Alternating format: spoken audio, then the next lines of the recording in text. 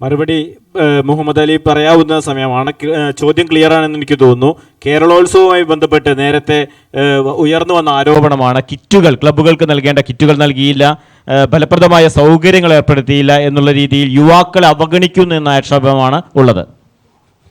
പാലക്കാട് പഞ്ചായത്തിൽ ഏറ്റവും ഭംഗിയായിട്ട് പൂർണ്ണമായ പങ്കാളിത്തത്തോടെ ഈ വർഷം കേരളോത്സവം നടത്തി. കിറ്റുകൾക്ക് പകരം ക്യാഷ് അവാർഡാണ് പഞ്ചായത്ത് നൽകിയിട്ടുള്ളത്.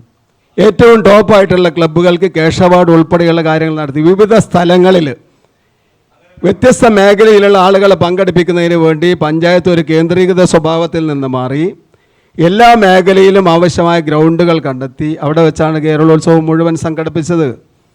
അതോടൊപ്പം ഈ തലക്കാട് പഞ്ചായത്തിൽ മറ്റൊരു പഞ്ചായത്തിലും ഇല്ലാത്ത രീതിയിൽ ഇൻഡോർ സ്റ്റേഡിയം പ്രവർത്തിച്ചുകൊണ്ടിരിക്കുന്നുണ്ട്.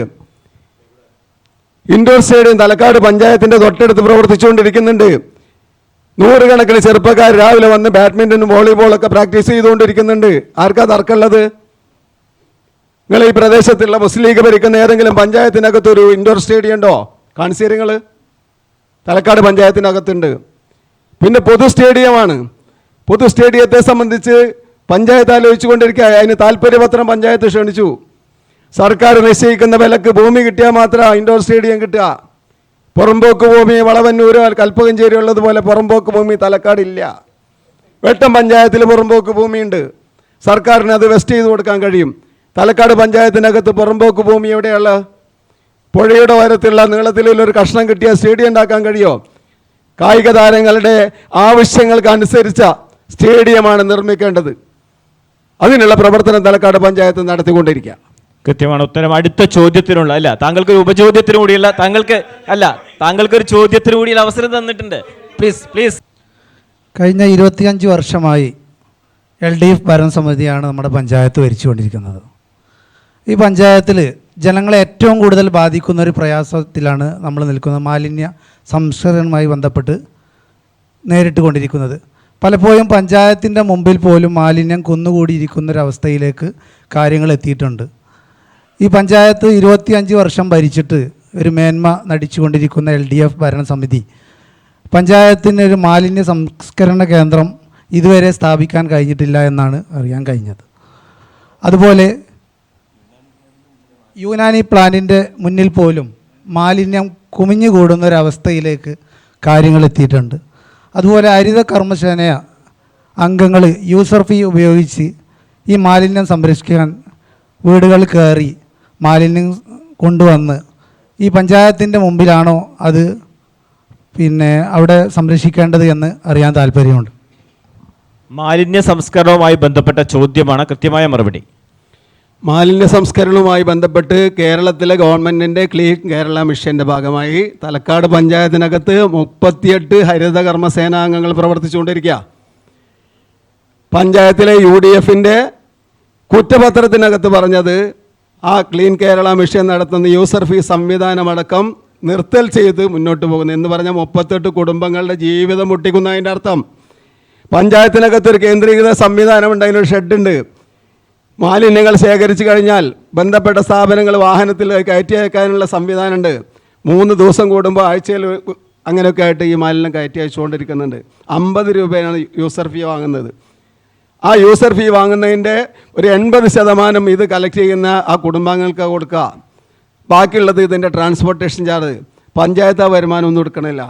എവിടെയാണ് മാലിന്യം കുന്നുകൂടുന്നത്? മാലിന്യം കുന്നുകൂടുന്നത് കേന്ദ്രീകരിച്ച് നമ്മളുടെ സ്ഥലത്ത് റോഡിൻ്റെ സൈഡിൽ ഇത് കൂട്ടി വെക്കും വണ്ടി വരുന്നതിന് വേണ്ടി. ഹരിത കർമ്മസേനയ്ക്ക് വാഹനം കൊടുത്തിട്ടുണ്ട്. അതിന് കളക്ഷൻ സെൻ്ററുണ്ട്. അതേപോലെ തന്നെ ഫെസിലിറ്റി സെൻ്ററുകൾ എല്ലാ സ്ഥലത്തും ഉണ്ട്. ചെറിയ കേന്ദ്രങ്ങൾ ഓരോ വാർഡിൽ നിന്ന് സ്വീകരിക്കുന്ന സാധനങ്ങൾ പഞ്ചായത്ത് ഓഫീസിന് സമീപത്ത് പോലും മാലിന്യം കുമിഞ്ഞുകൂടുന്നു എന്നാണ് വാദം. പഞ്ചായത്ത് ഓഫീസിൻ്റെ സമയത്ത് ഇന്നലെ ഈ പ്ലാസ്റ്റിക് കൊടുന്നിട്ടാൽ ഇന്ന് വണ്ടി വരില്ല. ഒരു ലോഡിന് ആവശ്യമായ സംവിധാനങ്ങൾ ഉണ്ടെങ്കിൽ മാത്രമാണ് ആ വണ്ടി പോവുക. ഇല്ലെങ്കിൽ 35,000 40,000 രൂപ ട്രാൻസ്പോർട്ടേഷൻ ചാർജ് കൊടുക്കേണ്ടി വരും. ഏത് പഞ്ചായത്തിനും അത് മെയിൻറ്റെയിൻ ചെയ്യാൻ കഴിയുക? അങ്ങ് പറഞ്ഞു 1 ദിവസം 2 ദിവസമാണ് ആ മാലിന്യം കുമിഞ്ഞുകൂടുന്നതെന്ന്. ഏകദേശം ആഴ്ചകളോളം ആ മാലിന്യം അവിടെ കുമിഞ്ഞുകൂടുന്നൊരവസ്ഥ ഉണ്ടായിട്ടുണ്ട്. ഇപ്പോഴും അവിടെ പോയി നോക്കിയാൽ നമുക്ക് മാലിന്യം കാണാൻ കഴിയും. പിന്നെ അതിന് തീപിടിച്ച് പ്ലാസ്റ്റിക് വസ്തുക്കളാണ് തീപിടിച്ച് ജനങ്ങളെ ബുദ്ധിമുട്ടിക്കുന്നൊരവസ്ഥയിലേക്ക് എത്തിയാൽ ഇതിന് ഉത്തരം ആരാണ് പറയുക? തീർച്ചയായും അത് ഒരു 1-2 ദിവസങ്ങളല്ല, ആഴ്ചകളോളം കുമിഞ്ഞുകൂടി പ്രയാസമുണ്ടാക്കുന്നു. അതാണ് ഇപ്പൊ ഈ ചാനൽ ചർച്ച നിർത്തിവെച്ച് തലക്കാട് പഞ്ചായത്തിന്റെ പരിസരത്ത് ചാനലുകൾ ഉൾപ്പെടെ പോയി നോക്കിയാൽ മാലിന്യം കുന്നുകൂടിയെന്ന് നിങ്ങൾക്ക് കാണാൻ വേണ്ടി കഴിയില്ല. അതൊക്കെ ബോധപൂർവ. പിന്നെ തീപിടിക്കാൻ നാട്ടിലുള്ള ആൾക്കാർക്ക് ഒരു തീപ്പെട്ടിക്കോലിട്ടാൽ ഇതിന് തീപിടിക്കും. അത് എടുത്തിട്ട് ചാനലിൽ ഇങ്ങനെ വിട്ടിട്ട് കാര്യമില്ല. വളരെ ശ്രമകരമായിട്ടുള്ള ഒരു പ്രവർത്തനമാണ് തലക്കാട് പഞ്ചായത്ത് ഈ മേഖലയിൽ നടത്തിക്കൊണ്ടിരിക്കുന്നത്. അടുത്ത ചോദ്യം ഈ അബ്ദുറഹിമാനോടാണ്. നമ്മുടെ ഇവരുടെ 2 ചോദ്യങ്ങൾ, UDF പ്രതിനിധിയുടെ 2 ചോദ്യങ്ങൾ അവസാനിച്ചിരിക്കുകയാണ്. പഞ്ചായത്ത് വികസനവുമായി ബന്ധപ്പെട്ട് കൊണ്ടാണ് അബ്ദുറഹിമാൻ നേരത്തെ കാര്യങ്ങൾ പറഞ്ഞത്. ഒരു വികസന പ്രവർത്തനങ്ങളും നടക്കാത്ത ഒരു പ്രദേശമായി തലക്കാട് ഗ്രാമപഞ്ചായത്ത് മാറിയിരിക്കുന്നു എന്നുള്ള അഭിപ്രായമാണ് ചോദ്യം. UDF പ്രതിനിധിയോട് ചോദിക്കാനുള്ളത് 1-2 കാര്യങ്ങളാണ്. പ്രത്യേകിച്ച് തലക്കാട് പഞ്ചായത്തിനകത്ത് കഴിഞ്ഞ 25 വർഷമായിട്ട് ഇടതുപക്ഷ ജനാധിപത്യ മുന്നണിയുടെ വലിയ രീതിയിലുള്ള വികസന പ്രവർത്തനങ്ങളാണ് നടത്തിയിട്ടുള്ളത്. അത് ഞങ്ങളുടെ പ്രതിനിധി ഇവിടെ സൂചിപ്പിച്ചു കഴിഞ്ഞു. തൊട്ടടുത്ത UDFൻ്റെ പഞ്ചായത്ത് മുനിസിപ്പാലിറ്റി ഉൾപ്പെടെയുള്ള സംവിധാനത്തിൽ എന്തൊക്കെ കാര്യങ്ങൾ ചെയ്തെന്ന് കൂടി പറയണ്ടേ. തലക്കാട് പഞ്ചായത്തിൻ്റെ താരതമ്യം ചെയ്യുമ്പോൾ അവിടുത്തെ വികസന പ്രവർത്തനങ്ങളുടെ ചൂണ്ടിക്കാണിക്കുന്നത്. ഇപ്പോൾ ഇവിടെ UDFൻ്റെ പ്രതിനിധികൾ പറഞ്ഞു കേരളോത്സവമായിട്ട് ബന്ധപ്പെട്ട് കിറ്റ് കൊടുക്കുന്നത് തീരുമാനിക്കുന്നത് പഞ്ചായത്ത് ഭരണസമിതിയാണ്. ഒരു പഞ്ചായത്തിലും കേരളോത്സവത്തിന് കിറ്റ് കൊടുത്തിട്ടില്ല. യുവാക്കളെ ഈ മേഖലകളിലേക്ക്, പ്രത്യേകിച്ച് സ്പോർട്സ് മേഖലകളിലേക്ക് എത്തിക്കുന്നതിന് വേണ്ടിയിട്ട് പ്രത്യേകമായിട്ട് അത് സൂചിപ്പിക്കാൻ തന്നെയാണ് പ്രത്യേകമായിട്ട് ഒരു പദ്ധതിയിൽ ഉൾപ്പെടുത്താത്ത കാര്യമാണ്. അത് നമ്മൾ സ്പോൺസർ വഴിയാണ് അത് ചെയ്തിട്ടുള്ളത്. ഈ 1-2 കാര്യങ്ങൾ തന്നെ സൂചിപ്പിക്കാനുള്ളത്. ഈ തരത്തിൽ തലക്കാട് പഞ്ചായത്ത് വലിയ വികസന കുതിപ്പോട് പോകുമ്പോൾ തൊട്ടടുത്തുള്ള തിരുനാവായ പഞ്ചായത്ത് 4 തവണ പ്രസിഡന്റുമാരെ മാറ്റിയിട്ടുണ്ട്. അപ്പുറത്ത് കുറ്റിപ്പുറം പഞ്ചായത്ത് തന്നെ സ്ഥിതി. ഭരണമുരടിപ്പാണ് UDFൻ്റെ ഭാഗത്തുനിന്ന് ഇത്തരം പഞ്ചായത്തുകളിൽ ഉണ്ടായിട്ടുള്ളത്. തലക്കാട് പഞ്ചായത്തിനെ സംബന്ധിച്ച് എല്ലാ മേഖലകളിലും, സമസ്ത മേഖലകളിലും, പ്രത്യേകിച്ച് ഈ ഒരു 5 വർഷം കേരളത്തിൽ തന്നെ അറിയപ്പെടുന്ന നമ്പർ 1 പഞ്ചായത്താക്കി മാറ്റുന്നതിന് വേണ്ടിയിട്ട് ശ്രമിച്ചിട്ടുണ്ട്. അപ്പോൾ UDF ഭരിക്കുന്ന പഞ്ചായത്തുകളിൽ ഈ വികസന പ്രവർത്തനങ്ങളും മുരടിപ്പും കാര്യങ്ങളൊക്കെ ഉണ്ടായിട്ടുണ്ട്. അതാണ് തലക്കാട് പഞ്ചായത്തിൻ്റെ മേലെ കുറ്റം പറയരുതെന്നാണ് UDF പ്രതിനിധിയോട് പറയാനുള്ളത്. കുറ്റിപ്പുറവും തിരുനാവായും ഉൾപ്പെടെയുള്ള സ്ഥലങ്ങളിൽ ഉണ്ടായിട്ടുള്ള വികസന മുരടിപ്പ് അതല്ല തലക്കാട് ഉണ്ടായിരുന്നത്. തലക്കാട് വികസനം നടന്നിട്ടില്ല എന്ന താങ്കളുടെ വാദത്തെയാണ് അദ്ദേഹം ഖണ്ഡിക്കുന്നത്. അതാണ് മറുപടി പറയേണ്ടത്. സമീപ പ്രദേശത്തുള്ള പഞ്ചായത്തുകളുടെ വിഷയം അത് അത്ര നമ്മളെ പഞ്ചായത്ത് പോരാന്നാണ് പറയുന്നത്, അല്ലേ? അല്ല, ആ സമീപ പഞ്ചായത്തുകളിൽ നടന്നുള്ള വികസനത്തെക്കാൾ എത്രയോ വികസനം നടന്നൊരു പ്രദേശമാണ് തലക്കാട്. അവിടെ പഞ്ചായത്ത് പ്രസിഡന്റുമാർ ഒരു ഭരണ കാലയളവിൽ തന്നെ 4-5 തവണ മാറുന്ന അനുഭവം ഉണ്ടായി എന്നുള്ളതാണ്. അത് UDF ആണ് അത് ഭരിക്കുന്നത്, ഇവിടെ LDF ആണ് ഭരിക്കുന്നത്. അദ്ദേഹം ഒന്ന് താരതമ്യത്തിന് തയ്യാറായതാണ്. പ്രസിഡന്റുമാർ മാറിയാലും ആ പഞ്ചായത്തുകളിൽ വികസനം നടപ്പിലാക്കിയിട്ടുണ്ടാവും. ഏകാധിപത്യപരമായി ആരെങ്കിലും പിൻസീറ്റിലിരുന്ന് ഡ്രൈവ് ചെയ്തിട്ടുള്ള ഒരു ഭരണസമിതി അല്ല UDFൻ്റെത്. ഇപ്പോഴും UDFന് അതിൻ്റെ നേതൃത്വമാണ് അതിൻ്റെ പ്രസിഡന്റ് ആരാവണം, ആര് ഭരിക്കണമെന്ന് തീരുമാനിക്കുന്നത്. ഒന്ന്. രണ്ടാമത്തെ, ഞാൻ നേരത്തെ പരാമർശിക്കാൻ വിട്ടത്, തലക്കാട് പഞ്ചായത്തിൽ കൃത്യമായ ഒരു മാലിന്യ സംസ്കരണ സംവിധാനമില്ല. ഇപ്പോൾ നേരത്തെ ഇവിടെ സൂചിപ്പിച്ചു നമുക്ക് ഈ ചാനൽ ചർച്ച നിർത്തി പോയി നോക്കാം. ഞങ്ങൾ തയ്യാറാണ്. മാലിന്യ സംസ്കരണ സംവിധാനം തലക്കാട് പഞ്ചായത്തിൽ താങ്കൾക്ക് നമ്മുടെ നിലപാടുകൾ വിശദീകരിക്കാൻ അവസാനം ഒരു ഘട്ടം വരുന്നുണ്ട്. ആ സമയത്ത് ഇത്തരം കാര്യങ്ങൾ കൂട്ടിച്ചേർത്ത് പറയാൻ ചോദ്യങ്ങൾക്കുള്ള മറുപടി ഇത് ക്ലിയർ ആണല്ലോ. ഇത് പറഞ്ഞത് മാലിന്യ സംസ്കരണ സംവിധാനം അതല്ല ഞാൻ പറഞ്ഞത്. സമീപ പ്രദേശങ്ങളുമായി നമ്മുടെ പഞ്ചായത്തിനെ കമ്പയർ ചെയ്യുമ്പോൾ മാലിന്യ സംസ്കരണ സംവിധാനം നമ്മൾ ഡിസ്കസ് ചെയ്യണോ? ഒരു കാലയളവിനകത്ത് മറ്റുള്ള സംസ്ഥാനങ്ങളിൽ മറ്റുള്ള പ്രദേശത്ത് നടന്നിട്ടുള്ള ഭരണ സംവിധാനത്തെ ഇവിടെയുമായി കമ്പയർ ചെയ്യുന്ന സമയത്ത് അത്തരം പഞ്ചായത്തുകളെക്കാൾ മോശമാണ് തലക്കാട് എന്നുള്ളത് തന്നെയാണോ താങ്കളുടെ ഇപ്പോഴത്തെ നിലപാട് എന്നുള്ളത് പറഞ്ഞാൽ മതി. മോശമാണ് എന്നുള്ളത് മാത്രമല്ല, ഒരുപാട് അവസരങ്ങൾ ലഭിച്ച്, തുടർച്ചയായ അവസരങ്ങൾ ലഭിച്ച്, ഗവൺമെൻറ്റുകൾ ലഭിച്ച്, സമീപ പ്രദേശത്ത് തൊട്ടടുത്ത മണ്ഡലങ്ങളിൽ മന്ത്രിയെ ലഭിച്ചിട്ട് പോലും കായിക മേഖലയിലോ അല്ലെങ്കിൽ മാലിന്യമുക്ത സംവിധാനങ്ങൾ ഏർപ്പെടുത്താനോ കൃത്യമായ ഒരു പദ്ധതി നടപ്പിലാക്കിയിട്ടില്ല. മാത്രമല്ല, നേരത്തെ ഇവിടെ സൂചിപ്പിച്ചു നമ്മുടെ യൂസർ ഫീ പിരിക്കുന്ന കാര്യങ്ങളെക്കുറിച്ച്. ഇത് കൃത്യമായി തലക്കാട് പഞ്ചായത്തിൽ യൂസർ ഫീ ഈടാക്കുക എന്നുള്ള ഒരു കാര്യം മാത്രമാണ് നടക്കുന്നത്. പക്ഷേ അത് പാവപ്പെട്ട നമ്മുടെ സഹോദരിമാർ, ഞങ്ങൾക്കൊക്കെ ഇഷ്ടമുള്ള ഞങ്ങളുടെ സഹോദരിമാരാണ് ഈ ജോലി ചെയ്യുന്നത്. അവരെ ഇപ്പോൾ പോകുന്ന രൂപത്തിൽ പോകണമെന്നല്ല ഞങ്ങളുടെ ആഗ്രഹം. അവർക്ക് കുറച്ചുകൂടി ഉയർന്ന ജീവിത നിലവാരവും കുറച്ചുകൂടി ഉയർന്ന സംവിധാനങ്ങളും നമ്മൾ നൽകി ആ ജോലി വളരെ മനോഹരമാക്കി സിസ്റ്റമാറ്റിക്കായി ശാസ്ത്രീയമായി നമ്മുടെ മാലിന്യമുക്ത സംവിധാനം ഉണ്ടാക്കുകയും ശാസ്ത്രീയമായി മാലിന്യമുക്ത സംവിധാനം ഏർപ്പെടുത്തുന്നതിലൂടെ നേരത്തെ ഇവിടെ പറഞ്ഞ 38 കുടുംബങ്ങൾക്ക് വരുമാനം ലഭിക്കുന്നത് ഇപ്പോൾ പിരിച്ചു നൽകുന്നതിനേക്കാൾ വലിയ ഉയർന്ന ജീവിത നിലവാരം നൽകാനാണ് വളരെ കൃത്യമാണ് അദ്ദേഹത്തിന്റെ ആ ഉത്തരങ്ങൾ. കാരണം ഇപ്പോഴും തലക്കാട് പഞ്ചായത്ത് മറ്റു പ്രദേശങ്ങളെ അപേക്ഷിച്ച് പിന്നോക്കാവസ്ഥയിലാണ് നിൽക്കുന്നതെന്നാണ് അബ്ദുറഹ്മാൻ സൂചിപ്പിക്കുന്നത്. അടുത്ത ചോദ്യം. തലക്കാട് പഞ്ചായത്തിനകത്ത് ബാറ് വന്നു എന്ന് പറഞ്ഞൊരു ആക്ഷേപം വന്നു. ഈ ബാറ് വന്നത് ആരുടെ നയത്തിൻ്റെ ഭാഗമായിട്ടാണ്?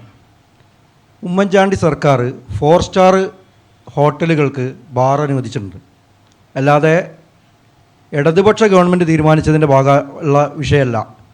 4 സ്റ്റാർ ബാർ ഹോട്ടലുകളുണ്ടോ അവർക്ക് ബാറിന് അപേക്ഷിച്ചാൽ കൊടുക്കണം എന്ന് നിയമമാക്കിയിട്ടുണ്ട്. കുറ്റിപ്പുറത്തും തിരുനാവായലും ആദവനാടും ഒക്കെ UDF ആണല്ലോ ഭരിക്കുന്നത്. അവിടെയുള്ള യുവാക്കൾക്ക് നിങ്ങൾ കൊടുത്തതാണോ ഈ സംഭവം? അതേ തൊട്ടടുത്ത തിരൂർ മുനിസിപ്പാലിറ്റിക്കകത്ത് 2 ബാറുണ്ട്. ഇപ്പോൾ ഇത് പൂട്ടിയിട്ട് ബാറ് അപ്ഗ്രഡേഷൻ നടന്നുകൊണ്ടിരിക്കുന്നു. ഇത് മുസ്ലിം ലീഗല്ലേ നേതൃത്വം കൊടുക്കുന്നത്? അവിടെ യുവാക്കളില്ലേ? തൊട്ടടുത്ത് ഇനി അടുത്തൊരു ചോദ്യം കൂടെ, ഒരു ഉപചോദ്യം കൂടെ ചോദിച്ച് അവസാനിപ്പിക്കാം. പിന്നെ കുറേ കാര്യങ്ങൾ ഇവർ അവ്യക്തമായി പറയാം. പഞ്ചായത്തിനകത്തുള്ള വികസനങ്ങൾ കാര്യങ്ങൾ വ്യക്തമായി പഠിക്കാത്ത രീതിയിലാണ് കാര്യങ്ങൾ. ആയുർവേദ ഡിസ്പെൻസറി പൊളിച്ചു മാറ്റിയിട്ട് പുതിയ കെട്ടിടം അനുവദിക്കുന്നതിന് വേണ്ടിയിട്ടാണ്. പുതിയ ബിൽഡിങ്ങിലേക്ക് മാറി അത് പൊളിക്കാൻ വേണ്ടി പോവുകയാണ്. പുതിയ ബിൽഡിങ്ങിലേക്ക് മാറി. പിന്നെ അങ്ങനെ കുറേ കാര്യങ്ങൾ.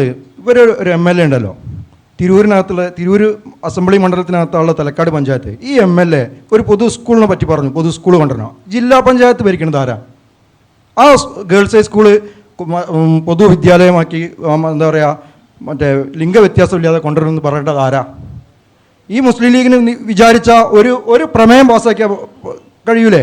ഞങ്ങൾ തീരുമാനിച്ചിട്ടുണ്ട് കഴിഞ്ഞ ഞങ്ങളെ പാർട്ടിയുടെ ഏരിയ സമ്മേളനം സർക്കാരിനോട് അതുമായി ബന്ധപ്പെട്ട കാര്യങ്ങൾ ചെയ്യാൻ വേണ്ടി അതിൻ്റെ പ്രവർത്തനങ്ങളിലാണ് ഞങ്ങൾ. 3 വിഷയങ്ങൾ ഓരോന്ന് ഓർമ്മയുണ്ടാവും അബ്ദുറഹ്മാൻ. ഒന്ന്, ഈ നേരത്തെ മദ്യനയവുമായി ബന്ധപ്പെട്ട് വന്നിട്ടുള്ള പരാമർശത്തിനകത്ത് 4 സ്റ്റാർ ബാറുകൾക്ക് 4 സ്റ്റാർ ഹോട്ടലുകൾക്ക് ബാറുകൾ തുടങ്ങാൻ അനുമതി കൊടുത്തത് ഉമ്മൻചാണ്ടി സർക്കാരാണ്. അതുപോലെ തന്നെ അതുമായി ബന്ധപ്പെട്ടുകൊണ്ട് സമീപ പഞ്ചായത്തുകളിലൊക്കെ തന്നെ ഇത്തരം സംവിധാനങ്ങൾ നിലവിൽ വരുന്നുണ്ട് എന്നുള്ളൊരു ആക്ഷേപമാണ്. ഒരു മറുപടി പറഞ്ഞോളൂ. ഈ ബാറിന് അനുമതി നൽകിയ വിഷയത്തിൽ ഇതൊന്നും നമ്മൾ പറയുന്നതല്ല. ഗവൺമെൻറ്റിൻ്റെ ഡോക്യുമെൻറ്റുകൾ പരിശോധിച്ചാൽ മനസ്സിലാക്കാൻ കഴിയും.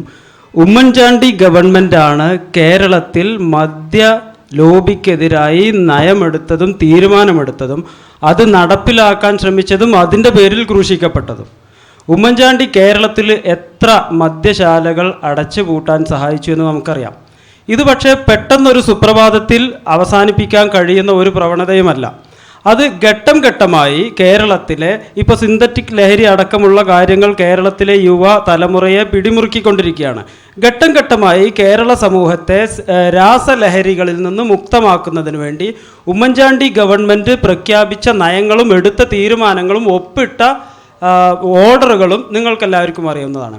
അതിനുശേഷം ഞാൻ ചോദിക്കട്ടെ, ഈ പഞ്ചായത്ത് തലക്കാട് പഞ്ചായത്ത് ഭരണസമിതിക്ക് ഒരു ബാർ കൊണ്ടുവരുന്നതിന് ലൈസൻസ് നൽകുന്നതിന് വേണ്ടി നിയമം അതല്ലെങ്കിൽ തീരുമാനമെടുക്കാൻ കഴിയുന്ന ഒരു ഭരണസമിതി തലക്കാട് പഞ്ചായത്ത് ഭരണസമിതിയും തിരൂർ മുനിസിപ്പാലിറ്റിയും ആദവനാട് പഞ്ചായത്തും തിരുനാവായ പഞ്ചായത്തും ഒക്കെ ആയിരുന്നു.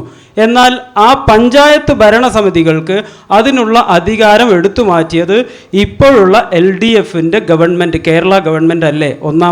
ഒന്നാമത്തെ ചോദ്യത്തിനുള്ള ഉത്തരം. രണ്ടാമത്തത്, നമ്മുടെ MLA നടപ്പിലാക്കിയ പദ്ധതികൾ. ആ ചോദ്യം ചോദിച്ചത് നന്നായി, കാരണം ഞാൻ പറയാൻ മറന്നതായിരുന്നു. ഗവൺമെൻറ് നമ്മുടെ ഗേൾസ് ഹൈസ്കൂളിന് 1 കോടി രൂപ പ്ലാൻ ഫണ്ട് ഉപയോഗിച്ച് അവിടെ 1 കോടി രൂപ അനുവദിച്ചതിൻ്റെ കെട്ടിട നിർമ്മാണം നടന്നുകൊണ്ടിരിക്കുകയാണ്. പരിശോധിച്ചാൽ നാട്ടുകാർക്ക് മനസ്സിലാക്കാവുന്ന കാര്യമാണ്.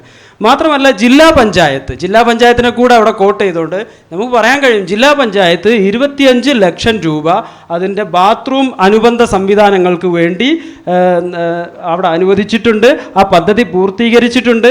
മാത്രമല്ല ഹയർ സെക്കൻഡറി ബിൽഡിങ്ങിന് ജില്ലാ പഞ്ചായത്ത് 20 ലക്ഷം രൂപ ഹയർ സെക്കൻഡറി ബിൽഡിങ്ങിന് വേണ്ടി അനുവദിച്ചിട്ടുണ്ട്.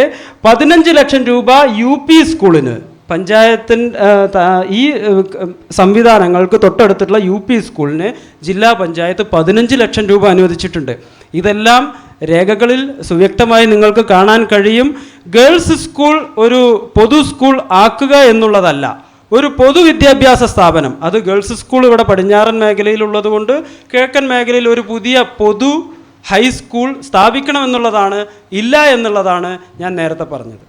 UDFന്റെ നിലപാട് അതാണ്. നിലവിൽ ഗേൾസ് ഹൈസ്കൂൾ പൊതുവിദ്യാലയമായി മാറ്റുകയല്ല, മറിച്ച് മറ്റു മേഖലകളിൽ ഒരു പൊതുവിദ്യാലയ ഹൈസ്കൂൾ വിദ്യാഭ്യാസം കിട്ടുന്നതിനുള്ള സൗകര്യം ഉറപ്പുവരുത്തണമെന്നാണ് UDFന്റെ നിലപാട്. അങ്ങനെയാണെങ്കിൽ 2 വിദ്യാഭ്യാസ സ്ഥാപനങ്ങൾ ഉണ്ടാകും. അതിൻ്റെ ഗുണം നമ്മുടെ പഞ്ചായത്തിനും പഞ്ചായത്തിലെ നമ്മുടെ ജനങ്ങൾക്കും ഉണ്ടാകും. ഓക്കെ